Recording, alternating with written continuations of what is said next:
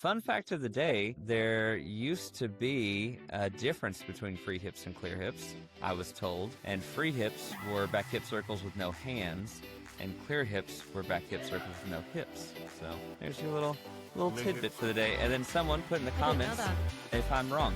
So that'll be fun.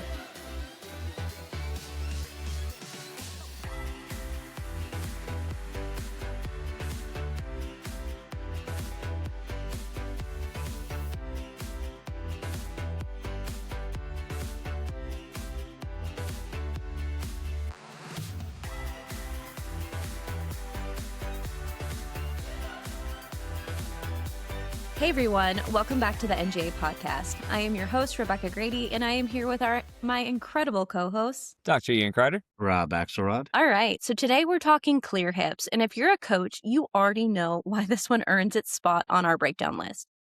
It's not just a get stronger skill, it's timing, shapes, fear, and that moment where a gymnast has to commit to that drop that can feel completely wrong until it finally clicks. So we're going to get into what tends to hold gymnasts back and how you can coach it without fighting them the entire time. One of the things that I'm interested in hearing is what you guys see as maybe one of the most common mistakes when you're teaching clear hips that you see your gymnasts do, or maybe a common mistake you see coaches doing leading up to the clear hip. Yeah, mine would fall under both of those things. So mine is head position. So if you have your head out, it pulls you kind of away from the bar, forces your chest open, and forces the clear hip down instead of letting it rise up to the handstand. And so I see coaches not emphasizing head position on back hip circles and double back hip circles and things like that as they're drilling and going up through compulsory levels. So then when they get to the clear hip, they're dumping their head back and doing weird things with that too, and it messes up their shaping. What about you, Rob? Yeah, I mean, I totally agree with your head position. And then the little ones that are doing back hip circles and double back hip circles, their biggest problem is their pike when they're doing their back hip circles too, because they're doing front hip circles and back hip circles, and you must pike for a front hip circle, right? Mm-hmm. You're not going to make it around. Back hip circle, we want them to try to stay really straight. I think the other biggest mistake, and I don't think that it's like a coach's fault that they leave it out, it's just the kids don't get the whole shifting process. And unfortunately, I didn't get a real good video of that. I probably should have. But in order to do that, I make them a little more comfortable. Their hands are small. They're learning free hips when they're little, or clear hips, whatever you want to call them. And not only are their hands tiny and they have to circle the bar, then they're shifting and maybe they're just starting to wear grips. And I use a strap bar often for these and try to get them to do like 3 in a row, circle, circle, circle, which is really good. And I don't use the plastic pipe on our strap bar. We use gloves and straps so that they have to shift. It's also safe enough if they don't shift that they will go, they'll roll around the bar because it's nice and shiny. I don't know about like an Ian gym. Like if you have boys in the gym, then, it's a little bit harder. The men's strap bar is a little sticky. But ours, there's no boys here. So ours are pretty shiny, like smooth. So yeah, that's another big thing is the shift of their hands. When is the shift of their hands? How do they shift their hands? Yeah, that timing is key because that shift happens after they pull. And a lot of kids will shift before they pull, then they don't actually get to handstand because of that. They just shift and pop their chest down. So if they shift at all, right? And so Yeah, right. getting the pull first. About what I tell them, I know it's kind of sort of a pull, but you're still pushing on the bar the whole time. So it's like, to me, depends. We tell kids to pull on the bar and you get this, they bend their elbows on the bar. So I don't use the word pull, but a lot of people do. I just use the word opening their arms, or just right. Opening their shoulder angle or something different where they can actually continue to still feel pressure on the bar as they're shifting and pushing. Yeah, I think we do a lot of like overhead throw work with bands during conditioning and with drills and that sort of thing. Yeah, throwing or pulling, they've reinforced that motion a lot. So I wanted to show the drop drill that we do, where they cast on the bar and then they drop and then they let go and open under the bar with their shoulders as like the throw drill. But I didn't get a chance to do that. Yeah. That's okay. If people are requesting it, we can add more drills or we can do another episode on it. But I was actually really interested to hear in how both of you teach them, because I've worked with a few kids who have fear from the drop part of it. They just feel like they can't do it. And I'm interested to hear how you guys can help me explain it to them, because I do talk about the push a lot, because a lot of them, like you said, Rob, like the pull, they think about bending their arms. And obviously that is something we do not want. No. So I'm Well, excited to see how you guys break it down when we will go through these videos. And hopefully that'll help coaches too, because, every kid is different in how we explain things. And just some of those, if just changing our language just a little bit, can really hopefully click with certain kids. Yeah, for sure. And that's why, we've done an episode on toe hands. And if you haven't seen that episode, go back and watch that. Because that's definitely kind of my new favorite in-bar skills. And so I like toe hands because they feel safer doing toe hands. They get their feet on the bar. They get their hands on the bar. The drop isn't so scary. It is maybe a little harder to get the timing on coming out, but arguably probably not. And with clear hips, though, it is a bravery thing because they've just got their hands on that bar. And to give it the amount of speed that it needs to hit handstand is a scary thing for girls. Guys, it's not as bad because we get our thumbs around the bar and the bar is smaller. It's easier to hold on, and it's not too bad. But for girls, in order to get around that bar fast enough, they have to be so far away from the bar on the drop that it's a scary thing. And you'll have girls rip off every once in a while. And that's the problem. We teach, if we're coming from handstand, that we want to get back to push-up shape before the drop. And that's the scary part, is how often we're teaching a horizontal cast, and then we're teaching them to actually drop back to the bar to do a back hip circle. And for the clear hip, it's opposite. You want to drop behind the bar and keep distance away from the bar. So the drop is different. And then the other drop that we teach a lot is just cast handstand falls. And so a lot of kids will like to try to do cast, and then their drop is more like a fall away from the bar, like for giant swing or for tap swing or for flyaway. And so they don't get that whole, here's the bar, drop behind the bar. They want to go back into the bar, and they're used to that circle, and they've been doing that for quite some time. I mean, think about how long we do, chin up, pull over, cast back hip circle starting at, 3 and 4 years old, and then 5, 6 years old, like you said, their thumbs are around the bar. And I teach cast handstands like this, and then they drop their thumbs back around for free hips. So it's cast, free hips, so their thumbs are moving. And that's hard for them to understand. That if you try to do a giant this way, if you're in a cast handstand, your thumbs are naturally going to go this way on a girl's bar, not on a men's bar. I mean, you're not going to want to do that. I'll grab onto things. Yeah. So, but it's much thinner, so it's much easier. So that's a problem for them. Their hands are small. They're afraid to drop. And after they drop, they're not really sure what to do because, what shape are they coming from? So it's a whole big process. So that's why I like to teach that like horizontal cast or just above horizontal, and see if they can circle 3 times around with help to get back to that same horizontal shape, because everything's got to go back to that horizontal shape. And that's where I know I keep going back to that in-bar trio, but even just for casting for that thing, if they go, glide, kip, cast, and then they get up as high as they can, and they actually have to plunge back down onto those two blocks that are there. And so that's teaching them how to get back to the shape that's going to be safe enough to drop. Because nobody's going to go from handstand. If they drop this way, that's giant. If they drop this way, it's tap swing. If they drop this way, it's fly away. Now they have to do this to this to this. So it's like a difficult situation for them. And being little when we start, because of the requirements of the levels, they need a circling skill. And, back hip circles are only going to be so good. Then you need a circle to clear support. So the easiest one for them we think, is to teach them this free hip. And for me, I just go back to the toe hand. I mean, I kind of don't really teach the free hip, but we use it as like, okay, we'll do hate to use the word, but your crappy little free hip in your bar routine just to get going for this season while we're back home training toe hands. Yep. Yeah. Hey, I get it. I've got one of my gymnasts doing it right now where we work toe hands all summer, and it's just not quite there yet. So I'm like, all right, go back to your free hip for a little bit, and then we'll come back to this toe hand once it's ready. We'll do this for a while. It's always the fallback skill. Yeah, for sure. Every day they're working circles, and every day they're working toe hands, and every day it's, even circle, shoot for the little ones. And they think it's great because now we're getting them used to shooting off the bar without having to drop in a different shape that they're not used to. I mean, of course, the toe on becomes an issue later. Which if go back and watch it, we'll talk about the step in versus the 2 foot. But. Yeah. And as I'm pulling up the videos, will you guys talk about some side drills that you guys do? Because I know we don't have any of those in the videos, but do you have any? I know, actually, any side drills that are helpful that you can just kind of briefly describe for people? Yeah, I think one would be just on a floor bar, just handstand fall to push-up shape, making sure that the shoulders stay fairly in line with the bar instead of over the bar. So you want a push-up shape, but you want the push-up shape to be shoulders in line with the bar instead of over the bar. So that way they start pushing back away. That's a good Yeah, one. Yeah.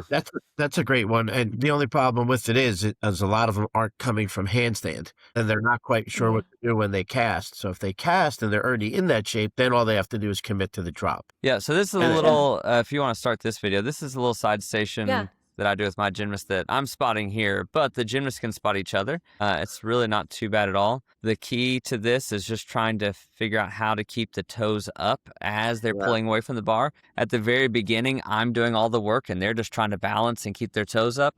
As they get better, then they start introducing that pull away from the bar. And so then it gets easier on me because they're pulling on the bar as I'm pushing them away from the bar. and so that was the other thing I was going to add in is it's not even so much the fear of this skill. I think for the little ones that are learning this and at the age that they're actually learning it, it's the strength. I mean, how many of your kids can go into that position and just hold candlestick on the bar upside down with their thighs to the bar? So I added this into our conditioning every day. They have to do 2 sets of 10 holds like that. And the little ones, they do all kinds of holds, really. Chin above the bar, tuck, Yeah. leg straddle, L hold. And, I do that just for grip strength. But I think that the side stations that we do, I'm sure, Ian, we were talking about them before we started recording about the tubing and bands and laying on the ground. And like I'll hook a band to a pole and they have to do the actual throw part of the free hip to get to the handstand just to work on the strength. It's all fine and dandy. We do all these little side drills, but when it comes right down to it, that skill comes to, are they strong enough to hold their body in the shape where it becomes less scary? Yeah. And then it's really just kind of a spotting thing. You just have to spot, I think you just have to spot hundreds of these to get do. their timing. And because Comfortable with bars it. is rhythm, right? Yeah. And it's like it's action, reaction. There's a rhythm to the swing on bars, the way that the bar bounces. And if they work with the bounce, if they work with the rhythm, everything goes great. But when they work against it, man, they just get all kinds of weird body shapes and strange things start happening. And so getting lots of spotted repetitions, getting them to feel that bounce and feel that rhythm going around the bar is what ultimately I think helps the most. Yeah, and then I think that people forget that the bounce of the bar is super important. Sometimes I forget it too, and I have to remind myself we have 2 different sets of bars. So whether on one bar is a little more bouncy than the other, they have to wait for a different timing. And then the other is the better the athlete is on the drop and the less fear or the less strength or the more strength they have with the less fear, more strength, in my opinion, on bars creates less fear because they have control of their body. I think a lot of the fears come from they can't control their body, so it makes it scary. They think they're going to slip off or something of that nature, right? And so when they're on bars and they're trying to do this whole drop thing, I think it's just I don't know how to explain it. It's just they have to be able to understand the drop without being fearful. And I think that that's hard to do when they're just not strong enough. And so like when they're upside down with that candlestick position, the other thing I think they forget is when they are strong enough to get in that one drill that you're doing with your athlete, Ian, is when they come around to the top of the bar, they're under the bar and then they come around, they're allowed to use their thighs to bounce off the bar to get to the handstand as long as it's at the top of the bar. Yeah. And I think that people get mistaken when they say clear hip or free hip, which means your hips are free from the bar, which is correct until you come around on the other side and you can use your bar and the bounce of your thighs to get to the handstand. And once the kids figure that out, it's great. A lot of kids that drop hard and bounce off the bar hard will get a bruise line, right above their knee. Yeah. So Yeah. they're using the bar. So I like that you guys have been talking about the strength. I know that the mechanics are really important, but I always ask them if they feel like they're capable of doing it. Instead of being like, do you think you're strong enough? Trying to get them to kind of explore like, Why do you think what do you're you not think capable? Yeah. yes, like what do you think you can do so you feel more confident doing this skill? And a lot of times they reroute and come around to strength. They're like, oh yeah, so maybe I'm not strong enough to do this skill and I need to do some more of these specific things that you guys have them doing for strength and conditioning. Yeah, and we've talked about this before, but bars is the one event that doesn't get to double dip much on other events. Yeah, if you can tumble, you get better on 3 events. But bars is this one thing where whoever decided it went, hey, we've got these 3 tumbling events, and then let's not touch your feet ever. Let's just hang from a bar. Just hang from a bar and swing around this thing. So it's really, really hard for these young ladies. Yeah, and so which brings me to, I don't want to get sidetracked, but when you're doing your conditioning, and we've talked about it before, everybody thinks like these, CrossFits are really great to intertwine with gymnastics, and only, only if those exercises mimic gymnastics conditioning, because Right. you can do all these things to get yourself strong, but if it's not in the shape of gymnastics or the gymnastics strength, it's not going to help you. So Yeah. be careful. Yep. Be careful what you wish for. You're making strong athletes. If you're not putting them in gymnastic shapes to make strong athletes, then you're kind of really defeating the purpose. You have to be strong in the shape that they're trying to do. Mm-hmm. All right, Rob, so let's look at this one. So I think this is just, the whole basic start, right? As Ian was talking about, if you could stop it right there, Yep. push-up shape with their shoulders are right on top of the bar. She's a little bit forward, so she adjusts herself. You're not quite at the beginning, but there you go.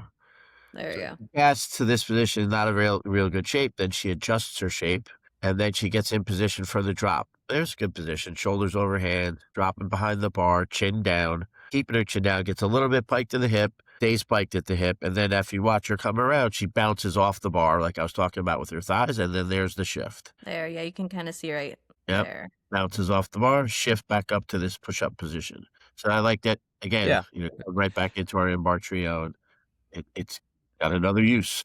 That's right. Yeah, this is great because she's, even though she's in a little bit of a pikey shape, she gets really far away from the bar, which is that bravery aspect of it. So you can tell she's comfortable getting away. She feels strong enough to do that.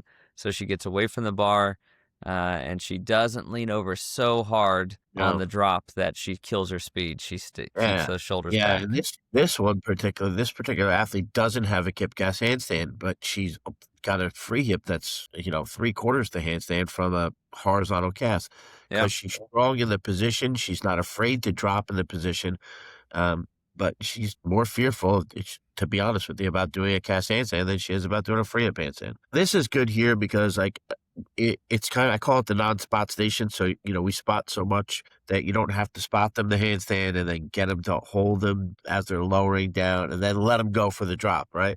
So this teaches them to be able to pass through that push-up shape by themselves. And it's not bad. Not bad at all. I just wish you would do a kip gas handstand. So this is about the little ones. She's tiny, you can see in the picture. She's strong, but her head's out at the bottom. If we slowed that down, you can see it, but trying to do 3 in a row with the spot, and you can see this one's got muscles, for days. But right here, there's her head.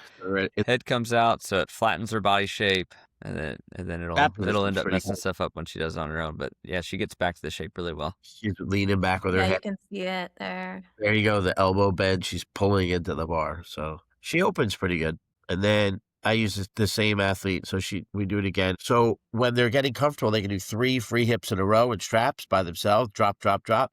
You go big, bigger, biggest, right? And so trying to get her to understand that drop and open. She does a little bit of toe hand work too. But so now from handstand, push up shape, drop, and then there's the open. So it doesn't quite have to go to handstand yet. Just get her to do the open, and then the next one I think is right to handstand. That one's decent, but I think there's one more. And I try to make them swing out of it so they also remember to come back to that push-up shape. Too many times, coaches especially will do that. Free hip to drop, and that's just not the same drop that you need to kip out of. But that was her best free hip. You can see her open her shoulders really, really hard. Right here at the top. Yeah, she presses it nice. It's really good. But then right here, what does she do? Not quite push-up shape. Feet to the ground and kill it, yeah. And so I like the height of the in-bar trio blocks because before that, we just used to jump off a block, free hip, and try to go back around to the block. But we were making them go back around to the block like this, and that's and they have to push way far away. Like this. They're pushing the wrong way. That's giant drop. That's tap swing drop. That's flyaway drop. This one here, she has nice shapes, but she struggles to hold them. Got her little outfit on there. It's nice. Christmas themed. That's right. I like it. Yeah, you can tell just kind of loose on the drop, and so everything kind of melts under the bar, and it's hard for her to get back up again. Oops, hold on. I want to slow it down if I could. Yeah, where's her head position on this? Let's see. It's out. That's, Yep, so Ready. she's already not looking at the bar. Yep. yep, and it's up. Look at their knees. Yeah. You like knees? I do. Gotcha. What do you usually say, when do Ian? you have them stop looking at their knees, or do you want them looking at their knees I when want they them hit to handstand? follow their legs all the way up to handstand, right into their hands. So they Okay. follow their legs all the way up into handstand until their hands get to the. Gotcha. So I say bar just because as they're coming up, then they're I mean, if you the head stare at kind the of bar comes the up. whole time, you're going to see your knees pass by anyway. But Yeah, at least exactly. if you drop your head in, this is, an upper level athlete. Nice. She Shows doesn't even. shows you a great drop, but she throws her head out a little bit, so that forces her opposite away from the bar instead of away from the bar behind the bar. Yep. He's in front of the bar. That's a good one. It's kind of amazing. She doesn't actually do the leg bounce on the other side, on the front side of the bar. Or did I miss that? Let's see. Nope, no leg bounce. You're right. Hey, I think you have to go back I some just more. like totally bypassed it. Yeah, you gotta rewind.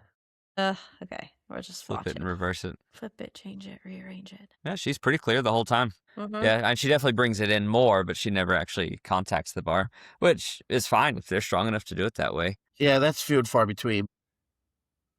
I don't like that she doesn't That's- use her legs because that's why she misses more often than not. And like she does on the first one that we saw, she just goes away from the bar the wrong way. She goes in front of the bar instead of staying on top of the bar. Yeah, so you Another- can a also good- use it for little- kind of a yep. timing aspect too, right? Because by the time the legs hit, then you got to open up right away. Yeah, that's another good tip too. Is to stay on top of the bar, not in front of the bar. You go from behind the bar to get on top of the bar, not from behind the bar to in front of the bar, because then it goes the wrong way. Yeah. So I guess one kind of coaching cue that I give for changing the clear hip from horizontal to handstand is I give them a little bit of encouragement. I go, hey, good news. You're too fast now to do the clear hip like you're doing it now if we want to make it to handstand, right? So they kind of go like, you're too good to do it like that now. Instead now, as soon as you get upside down, I need you to go ahead and start opening back up again. And I kind of use the analogy of a yo-yo because they've all, at least at this point in time, all my girls know what a yo-yo is still. Maybe in another Yo-yos, 5 years, slinkies. there won't be. I know I use yo-yos, I use slinkies, I use all the, we'll do jacks on the next one for something. I don't know. Mom. And so with the yo-yo, I say, hey, what happens if you just let the yo-yo down and don't do anything else with it? And they go, oh, well, it just kind of sits there and just kind of dies. It just kind of bounces down there at the bottom. I was like, well, what happens then if you, as soon as it hits the bottom, you pull it back up again? Like, that's how you work a yo-yo. And so that's how I explain the clear hips as well. Like as soon as you hit the bottom, when the bar bends, when you feel pressure on your hands, I kind of use those analogies. Like you're going to feel the bar pulling on your hands. That's when you fight back. That's when you pull back on it again and open up the shoulders. And so I try and give them some visual cues by looking at the bar or looking at your knees. I try to give them tactile cueing of you're going to feel the bar pull on your hands when you're underneath the bar, and that's when you need to start opening back up again. And then I'll even give them audio cues of like now, when they need to start acting. I'll snap or I'll say something, pull, whatever, some sort of audio cue as well to help them figure out that timing. Because I think that's probably the hardest part. And you can fix a head position fairly easy. You can fix a body shape relatively easy, but for them to figure out the timing of the pull or of the push, then that's a lot more difficult, I think. Yeah, and I think for your audience people out there, don't forget that you're probably doing all the things that we do that just don't have time to go over in an episode, but like bean bags or cut piece of foam block under their chin for back hip circles when they're little. Same thing when they're doing free hip, so they can do free hip, clear hip to handstand, keeping a block underneath their chin while they're holding it. Giants, same thing. So it all comes back down to what you did beforehand, which I would, we could probably spend as much time breaking down a back hip circle and how we want to turn that into a free hip circle as well. And what are the reasons for it? It's body shapes. And I think the timing is right. I do the same thing with cues. Like in toe circles, they can count, they can drop in and they can start to count as soon as their toes hit. So it's like 1, 2, 3, open on 4, but those are my counts. So they have to count in their head. If they count in their head, 1, 2, 3, open. And they're like 1, 2, oh, they're already off the bar. You never got to 3. And let's try to get to 3, 1, 2, 3. Or using your fingers. Get them into some kind of repetition where they can feel it. That's why doing the circles in a row is important for me. 3 circles in a row is usually like the number that we all tend to go with. Sometimes I'll do 5, but I'll usually do 5 in straps. I'll do 3 on the real bar. But yeah, I think too many of them, right, will hop up, kip cast handstand, clear hip or toe hand, hop down and go get chalk. You're like, and we could have gotten a little bit more done in that turn. So 3 in a row is definitely where I like if they to spend. fall over, they go right back to the chalk box. No, not here. Although I would say not here, but I'd be lying. They still try to go back to the chalk box. And I try to have to touch 3 bars before they go back to the chalk box. I say that every day. I'm not saying they do that every day, but I say it every day. Depends on the day, right? I know, like right now, my girls are just finishing up their school year. We're right before Christmas at the recording of this. And so final exams and parties and all this stuff. And man, they're coming to the gym and they are wore out. Mhm. And yeah, I don't know how many times last night I had to tell people to stand up during practice. Like, all right, let's just energy levels so low, and I'm having to be real careful I feel like to it's not get the them opposite injured. over here. These kids are like, they just had a big snow day and Okay. Yeah. they had a snow weekend, and like they're just fired up, and they're just like they're running wild through the gym. Oh, man. That was last week for us because it was their party is tomorrow, and right. Yeah, that was last week for me because we had our first meet this past weekend. All right. And so they were all nervous, excited, jazzed up last week and bouncing off the walls, especially those kind of mid-levels and younger ones. So yeah, I mean, we had our Liberty Cup a couple weeks ago, but as soon as we get back from break, we give them off for the week in between. We'll come back on Monday the 5th, and we're at a meet 9, 10, 11. Yeah, Jeez. yeah, we have the same thing. Yeah. Kind of tough. So what do you think coaches might rush through that makes it difficult for kids to learn clear hips? Well, I was going to say in there that don't be afraid to go right to handstand, because the quicker you get to handstand, even with the spots, they'll at least be inclined to just try to get a circle that's more than horizontal. Free hip by nature is a B level skill. Free hip handstand is a C. So you want to get them at least to some kind of clear support. So go to handstand. Don't be afraid to go to handstand. I think that you should spend time going from handstand from that candlestick position and just popping them to the handstand without the drop, so they get used to the open side. And then introducing the drop to the handstand, but don't be afraid to go to handstand. Yep. And there's different ways to do it, right? You can go, like you said, you can introduce the handstand on the back side of it, and then to connect it, right, you just go, all right, now just let me slow you down, clear up horizontal. And so just learning how to drop. Bottom to that push-up horizontal position, and then free hip around back to it. And then once they're there and you can hold them in that shape, well, then you can push them up to handstand.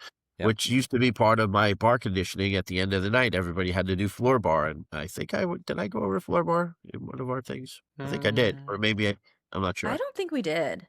It's a floor bar conditioning that I have said to the kids who come in extra that were testing or trying to test for either hopes or doing like junior elite or whatever, that they need to do their floor bar every day. And I'm like, it's up to you. Come to me at the end of practice, bring me a floor bar and I'll spot. And it's a little sequence. Maybe I'll film it and we'll talk about it the next time about some kind of bar conditioning. We can do that as a good one. But it involves, that would be a good idea. Doing planges to handstands or levers to handstand. And so that's a big thing too. So yeah, I think you might have talked about it a little bit when we did the men's strength and conditioning. Yeah, right. Maybe. We might have talked about it a little bit then, but yeah, I think that's a really good idea for us. And I think one of your side stations is a great station. We have like an elevated ledge over by our bars. So their feet are up here, their hands are down here on a bar, and just get their shoulders in line with the bar and hold 30 seconds. So you're holding static positions. Those are really good for side stations too, just to work on that strength, because even though they're moving, their body's supposed to be in this static position. So you've got to do both of those movements. Yep. Yeah. I'm just trying to think of other stations that I had too. I mean, this is not going to be our longest podcast, just simply because free hips have been around for a long time. I say abandon the free hip and go toe hand. That's just skip it and go toe hand. That's the takeaway. Yeah. Oh gosh, but free hips have been a lot around. Black for that, because there's a lot of coaches out there like, oh, free hips are great. I love them. They're easy. I love spotting them, and we love to teach them. I can teach them to anybody. Okay, keep going. I have not had that kind of success with the skill. So especially for the bigger stuff, right? A Maloney is easier than a Shaposh, right? The Shapash is an E in college and a Maloney is a D in college, and there's a reason for that, right? Yep. Free hip to let go of the bar catch is way harder than pushing off your feet. Yep, for sure. I honestly would really like to talk to those people who, like you said, love doing clear hips and they feel like they've had a lot of success with it, just because I want to see what is their prep leading up to it. Like, how are they training maybe their back hip circles or just their Yeah. shaping on bars and seeing how that influences, and maybe they have a really cool program. Right. Anyone Yeah. out there who loves clear hips, come our way. I want to hear. That's right. That's right. So, Becca's gotten a little bit of a biased opinion over here with the two of us just going, I know toe hands are you way two better. are like, we hate them. And for me, it's not that I hate free hips. Because I obviously grew up doing men's gymnastics, and you do a free hip on high bar, you do a free hip on P bars because it's a peach basket, and then you can kind of do free hippie stuff kind of on rings too. And so that body shape and that positioning and work comes back around in a lot of different events in a lot of different Well, ways. if you look at the Shapash and if you look at a Hindorf, a Shapash is clear hip to catch the high bar. Hindorf is clear hip reverse hecht. Maloney is toe hand to catch the high bar, and Ray is toe hand reverse hecht. And the story behind the Ray is the person who was teaching that skill, I'll leave names out of it, but the person who was doing the Ray, who it was named after, said to the coach, they were trying to do a Hindorf, and she was scared, and it's way scarier than in my opinion, than a Ray. And so she said, I think how it went down was, what is the deal? Like, why are you so afraid? And she's like, well, why can't I just do it out of a toe hand? And the coach was like, so you think you could do a reverse hecht from a toe hand? Go ahead. So She probably did it like first try. This skill was born. And you're like, so then the more we look at that as coaches back when that was happening, I remember being in the gym when it wasn't named yet, and the person named Ray, Elise Ray, that was doing the skill, and I'm looking, going, what's that? Yeah. And I was there watching it getting spotted, and I'm like, that's pretty cool. I mean, That's cool. Yeah. in the era of watching that, and became one of my favorite skills to teach too, because it's just a little less scary, I guess, or in my opinion, easier. Yep. Yeah. But yeah, so it's not that I don't like free hips and clear hips. I just think that they're harder. I do. And I still teach them. I teach them. I don't like them. And I still teach them because I do want them to have a backup, and you can get some bonus by having two circling C elements and at level 9. Yeah, and so there's certain ways that there's it helps benefit out to a lot. training them. There's Well, benefits, but yeah, and just like to set the record straight, we all talked about this before we actually hit record too, and as much as I don't like them, it's my fallback skill. We train toe hand for all these little kids. Like literally level 3 kids are doing circle shoot on strap bar toe hands, and it's fabulous because when we go back later to teach it to them in a year or two for real, then they're much more comfortable because they've done it. But the fallback is always like, oh, just do your free hip around like horizontal and just call it a day, get off the bar. right. All right, so if there are coaches out there who are like y'all, and they're not the biggest fan of a clear hip, and they're feeling stuck coaching these right now, especially because competition's starting, what would be your one tip to help them? Go watch the toe hand video. No, just kidding. Ian and I will committee. Scratch 'em. I'm the listener, jack of all trades, master of none. But I think the biggest thing I would tell you to do if you're going to continue along, because I still, again, I talk a little game about not liking them, but we train them. And my one biggest thing that I would tell you that you need to do is work on the conditioning for the drop, get them comfortable in the candlestick on the bar, teach a straighter back hip circle so later on they understand how to use that same shape in the back hip circle to turn it into a clear hip circle. Yep. Yeah, I would agree. So just the braver they can be and the better their body shaping can be, the easier it is. So making sure that you're using some sort of visual cueing and some sort of tactile cueing for those girls to be able to figure out, all right, this is the shape I need to be in. The head is going to direct the spine on which way to bend. And so if the head's out, it's going to extend. If the head's down, it's going to flex. And so we want to make sure that their head positioning is correct. So that way it drives the clear hip exactly where you want it to be. And then fun fact of the day, there used to be a difference between free hips and clear hips, I was told. And free hips were back hip circles with no hands, and clear hips were back hip circles with no hips. So There's your little There's your- tidbit for the day. And then someone put in the I didn't know comments that. if I'm wrong. So that'll be fun. There you go. Because Ian's not quite sure. Because I just heard it from somewhere. I didn't fact check that one, but The last thing that I think that I'll leave you with is, as you're teaching these clear hips, like we have 18 like level 3s, and they're starting to learn their clear hips, and some of them get it right away. So I'll stay with it. And as you can see, my upper level, she has the nicest clear hip in the handstand from handstand, and she does it into her double, so that's bonus. And we continue to let her do those, and we went toe hand route, like, oh, you got to learn a toe hand, you got to learn a toe hand. And you know what? After a year trying to teach her toe hand, I'm like, forget it, just stay with the clear hip. right. But there's a 3, 6, 7, right? There's clear hips, there's toe shoots, and there's stalters, and there's a reason that there's 3 of them, right? Because if one doesn't work for somebody, use it for another. And that's the other thing I would leave you with is, don't be afraid if the kid's great at clear hips and you get into this whole toe shoot thing like I do. And I leave the ones that are good, the ones that open up the free hip handstand and you can feel it in your hands and like, wow, that was easy. Stay with it. It's still a great skill. It's only a skill for the kids who can't do it. Yeah. And for toe hand, you got to have the flexibility to be able to get into a toe hand in a compressed shape, just like a stalder. And stalters are amazing, but man, they're hard because you got to have all the flexibility for it. You got to have lots of patience. There's all kinds of things that make stalters hard, but you're going to have a gymnast or two along your career that are just really good at stalters. So make sure you do them. And you're going to have a gymnast that's really good at a whiler too at some point in time. Make sure you do that as well. And it's one of those things you find. That's why we do optional level gymnastics and we don't have compulsory routines at level 10, is because we want them to do what they're best at, not what everyone does. Yeah, take a look at college gymnastics. What are most of their circles? Most of their circles are toe hands, but every once in a while you'll get a kid doing a stalter something, a Rikna or a Stalter, Shapash. Those are the kids that, you try that with everybody, and there's a reason why there's not so many free up the handstands. I always tell the girls, because they're hard. And like, why is there not a lot of Stalters in gymnastics? Because they're hard. Toe hands, and it's becoming the way of the future because they're easy. And once you figure out that it's easier to teach, they go with it. But don't shy away from teaching them all. All right. So I guess the last thing that I would say for this is, if you are having a gymnast who is dealing with some fear and anxiety when it comes to clear hips, is to break down the mechanics so they know exactly what they're doing. Yeah. Huh? Call Becca. Call me. Yeah, I'll hang out with them. But helping them break that down, and then visual cues too, making sure that they're thinking about maybe where their eyes are at. So we're just kind of changing where their focus is.